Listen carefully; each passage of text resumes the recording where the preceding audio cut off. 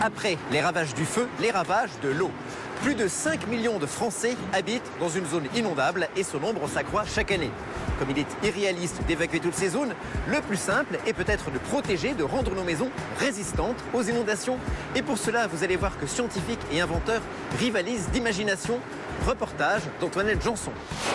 5 millions de Français vivent en zone inondable, comme le montre cette carte. L'une des régions les plus touchées est le Gard, où les pluies torrentielles provoquent régulièrement la crue des rivières. Mais que faire pour limiter les dégâts? Enquête. Jean-Louis a un magasin d'articles de fête à Nîmes. Et ce qui lui fait peur, ce ne sont pas ses déguisements qu'il vend pour Halloween, mais les inondations. On a été inondé 2 fois en catastrophe naturelle. 2002, 2005. En 2005, 2 fois. Le mercredi matin, on vient, on nettoie tout le magasin, on était une dizaine de personnes. On rouvre le jeudi à 10h, à midi, rebolote.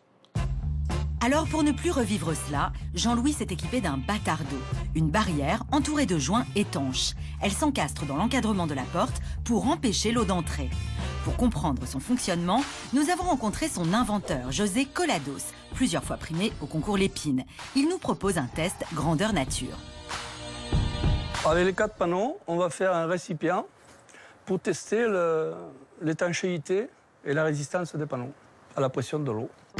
Ce ne sont pas simplement des planches qui vont retenir l'eau. Tout le secret est dans la trouvaille de José, la chambre à air qui sert de joint. En la gonflant, elle va se coller à la paroi et empêcher l'eau d'entrer dans la maison. Pour nous le prouver, notre inventeur va maintenant dégonfler la chambre à air. Quand on enlève la pression de l'air dans le joint, regardez ce qui se passe. Voilà, c'est la fuite assurée. Hein. Maintenant, je vais regonfler et je vais stopper l'eau de suite. À peine je remets de l'air dedans, on arrive à supprimer la fuite totale, 100%. En plus, ce système résiste aux chocs violents, comme ceux provoqués par des objets charriés par l'eau pendant une inondation. Et regardez, même la force d'un marteau ne peut faire céder l'installation.